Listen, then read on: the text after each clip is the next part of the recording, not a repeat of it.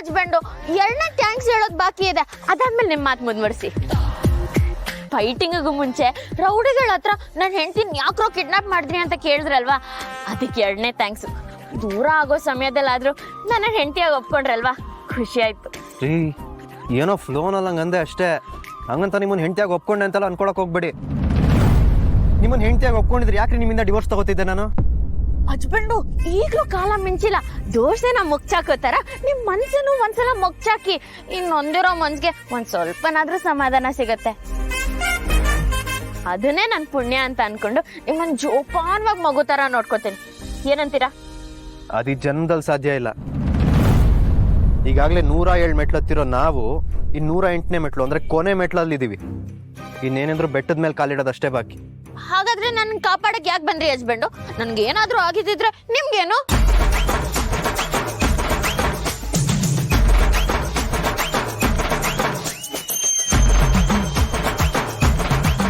Husband, ಇದನ್ನೇ ಗಂಡ ಹೆಂಡತಿ ಸಂಬಂಧ ಅನ್ನೋದು. ಇದನ್ ಯಾಕೆ ನೀವ್ ಅರ್ಥ ಮಾಡ್ಕೋತಿಲ್ಲ? ಸುಮ್ನಿರಿ ಸಾಕು. ನಿಮ್ಮಲ್ಲಿ ಪ್ರೀತಿಯಿಂದಾಗ್ಲಿ ಕಾಳಜಿಯಿಂದಾಗ್ಲಿ ಬರ್ಲಿಲ್ಲ ನಿಮ್ಗೆ ನೋಡ್ಕೊಂಡು ನಾನು. ನೀವು ಮಿಸ್ ಆದ್ರೆ ನಂಗೆ ಡಿವೋರ್ಸ್ ಸಿಗಲ್ಲ ಅನ್ನೋ ಕಾರಣಕ್ಕೆ ಬಂದಿದ್ದು. ಹಸ್ಬೆಂಡು, ಯಾಕೆ ಎಷ್ಟು ಸ್ವಾರ್ಥಿ ಆಗಿದ್ದೀರಾ ನೀವು? ನಾನು ಇಷ್ಟು ದಿನ ನಿಮ್ ಸೇವೆ ಮಾಡಿದೆಲ್ಲ ಮರ್ತ್ಬಿಟ್ರಾ? ನಿಮ್ ಜಾಗದಲ್ಲಿ ಬೇರೆ ಯಾರಿದ್ರು ಇದೇ ತರ ಕಾಪಾಡಕ್ ಪ್ರಯತ್ನ ಪಡ್ತಿದ್ದೆ. ಸುಮ್ನೆ ಏನೇನೋ ಕಲ್ಪನೆ ಮಾಡ್ಕೊಂಡು ಟೈಮ್ ವೇಸ್ಟ್ ಮಾಡಬೇಡಿ. ಲಾಯರ್ ಆಗ್ಲೇ ಫೋನ್ ಮಾಡ್ಬಿಟ್ಟು ಬೇಗ ಬರಕ್ ಹೇಳಿದ್ರು. ತಗೊಳ್ಳಿ, ಇದು ನಿಮ್ದೆ ತಾನೆ, ಹಾಕೊಳ್ಳಿ. ಹೇಗೆ ಹಾಕೊಳ್ಳಿ ಹಸ್ಬೆಂಡು? ದಿನ ಹೆಂಗ್ ಹಾಕೋತಿದ್ರಿ ಹಂಗೆ ಹಾಕೊಳ್ರಿ. ಆಗಲ್ಲ ಹಸ್ಬೆಂಡು. ಏಕೆ? ನೋಡಿ, ಬಿಟ್ರೆ ಬಿದೋಗತ್ತೆ.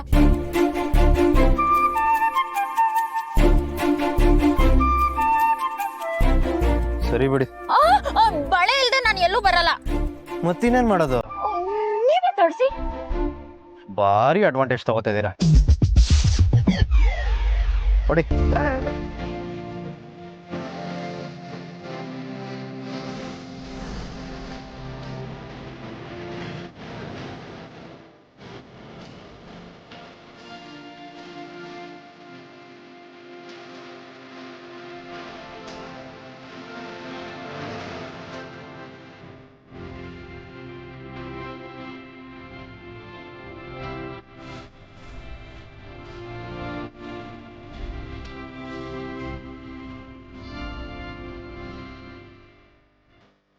ನಿಮ್ದೆ ಬಳಿ ಎಷ್ಟು ನೋಡ್ತೀರಾ? ಬನ್ರಿ ಹೋಗೋಣ. ಹಸ್ಬೆಂಡು, ಮತ್ತೇನ್ರಿ? ನೋಡಿ, ತಾಳಿ ತುಂಡಾಗೋಗಿದೆ. ಹೆಂಡತಿಗೆ ಅವಳ ಗಂಡ ಎಷ್ಟು ಶ್ರೇಷ್ಠನೋ ಅವ್ರು ಕಟ್ಟಿರೋ ತಾಳಿನೂ ಅಷ್ಟೇ ಶ್ರೇಷ್ಠ. ಸಾಕು, ಸಿನಿಮಾ ಡೈಲಾಗ್ ಹೊಡಿಬೇಡ್ರಿ. ಈಗ ಡಿವೋರ್ಸ್ ಕೊಡ್ತಾ ಅಲ್ವಾ, ತಾಳಿ ಕಟ್ಟಾದ್ರೇನು? ಕೂತ್ಕೊಳ್ಳಿ. ಹಸ್ಬೆಂಡು, ಆ ದೇವ್ರು ಹೆಂಗ್ ನನ್ ಕಷ್ಟ ಅರ್ಥ ಮಾಡ್ಕೊಂಡು ನನ್ನ ಕಾಪಾಡಕ್ ನಿಮ್ಮನ್ ಕಳ್ಸಿದ್ನು, ಹಾಗೆ ಈಗ್ಲೂ ನನ್ನ ನೋವು ಅರ್ಥ ಮಾಡ್ಕೊಂಡು ಈ ಸೈಕಲ್ ಕಳ್ಸಿದಾನೆ. ದೇವ್ರು ಕಳ್ಸಿಲ್ಲ ರೀ, ಯಾರ್ದೋ ಸೈಕಲ್ ತಗೋ ಬಂದಿದ್ದೀನಿ. ಹಸ್ಬೆಂಡು, ಆದ್ರೆ ನೀವೇ ನನ್ನ ಪಾಲಿಗೆ ದೇವ್ರಲ್ವಾ? ಬೇಗ ಕೂತ್ಕೊಳ್ರಿ, ಹೊರಡೋಣ. ಹಸ್ಬೆಂಡು, ಬಿಡಿ ಬಿಡಿ, ಬನ್ನಿ ಕೂತ್ಕೊಳ್ಳಿ. ಇಲ್ಲಿ ಕೂತ್ಕೊಳ್ಳಿ ಅಂದ್ರೆ ಆಯ್ತು.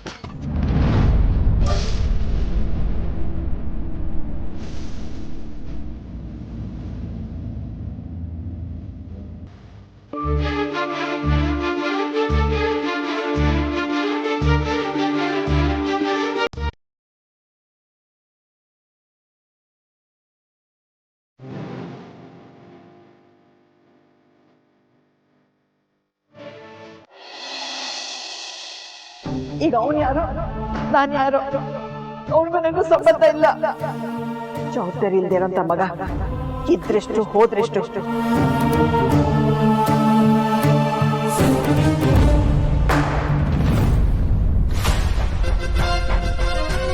ಹೈ, ನೀನ್ ಯಾಕೆ ಬಂದೆ? ಕುಡಿಲ್ಲ, ಕುಡಿಬೇಕು. ಕುಡಿಬೇಡ ಅಂತ ನಾನು ಹೇಳಲ್ಲ. ಯಾಕೆ ಇಷ್ಟೊಂದು ಕೋಪದಲ್ಲಿದ್ಯಾ? ಅಂಥದ್ದು ಏನಾಯ್ತು ನರಸಿಂಹ? ಇಷ್ಟಪಟ್ಟಿರೋ ವ್ಯಕ್ತಿ ಆಗ್ಲಿ ವಸ್ತು ಆಗ್ಲಿ ನನಗೆ ಸಿಗಲ್ಲ ಅನ್ಸುತ್ತೆ. ಒಂದು ಅವರಿಂದ ನಾನು ದೂರ ಆಗ್ತೀನಿ, ಇಲ್ಲ ನನ್ನಿಂದ ಅದು ದೂರ ಆಗುತ್ತೆ. ಈಗ ಯಾರು ನಿನ್ನಿಂದ ದೂರ ಆದ್ರು?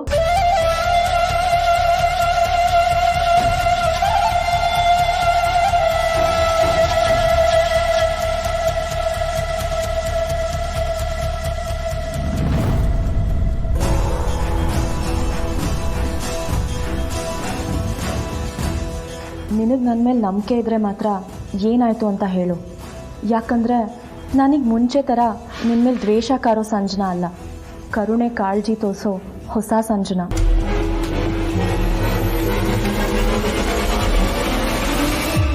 ಈ ಹಿಂದೆ ನಾನೊಂದು ಹುಡುಗಿನ ಜೀವಕ್ಕಿಂತ ಹೆಚ್ಚಾಗಿ ಪ್ರೀತಿಸಿದ್ದೆ. ಆದರೆ ಆ ಹುಡುಗಿ ನನ್ನ ಜೀವನ ದೂರ ಮಾಡಿ ಹೋದ್ಲು. ಅದೇ ನೋವಲ್ಲಿ ಕುಡಿಯೋಕ್ಕೆ ಶುರು ಮಾಡಿದೆ. ಜವಾಬ್ದಾರಿ ಮರೆತೆ. ಹಾಗೆ ನನ್ನ ತಂದೆ ನನ್ನ ದೂರ ಮಾಡಿದ್ರು. ಹಳೆ ಘಟನೆಗಳನ್ನೆಲ್ಲ ನೆನೆಸ್ಕೊಂಡು ಫೀಲ್ ಮಾಡ್ಕೊಳ್ತಿದ್ಯಾ? ಇಲ್ಲ, ನೋವಾಗಿರೋ ಹೃದಯಕ್ಕೆ ಮತ್ತೆ ನೋವಾದರೆ ತಡ್ಕೊಳುತ್ತಾ? ಅಂಥದ್ದು ಏನಾಯಿತು ಅಂತ ಕೇಳ್ತಿದ್ದೀನಿ.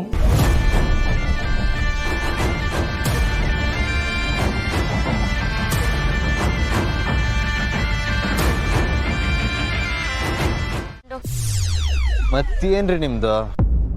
ದೇವ್ರ ಹತ್ರ ಬೇಡ್ಕೊಳ್ಳೋಣ, ನಿಂತ್ಕೊಳ್ಳಿ.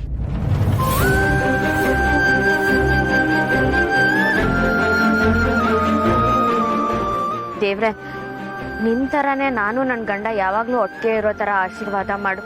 ನನ್ನಿಂದ ಅವ್ರಿಗೆ ವಿಚ್ಛೇದನ ಸಿಗದೆ ಇರೋ ಥರ ಮಾಡಪ್ಪ.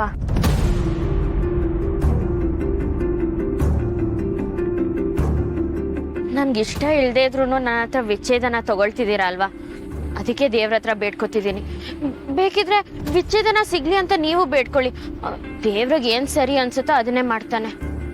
ದೇವ್ರಿಗೆ ಕೈ ಮುಗಿದ ಮಾತ್ರಕ್ಕೆ ಡಿವೋರ್ಸ್ ಸಿಗಲ್ಲ ಅಂತೆಲ್ಲ ಅನ್ಕೊಳಕ್ ಹೋಗ್ಬೇಡಿ. ಇನ್ನೇನು ಲಾಸ್ಟ್ ಸ್ಟೆಪ್ಪಲ್ಲಿ ಇದ್ದೀವಿ. ನಮ್ಮ ಲಾಯರ್ ಸಿಕ್ಕಿ ನಾವಿಬ್ರು ಸೈನ್ ಹಾಕಿದ್ಮೇಲೆ ಡಿವೋರ್ಸ್ ಸಿಗ್ದಂಗೆ.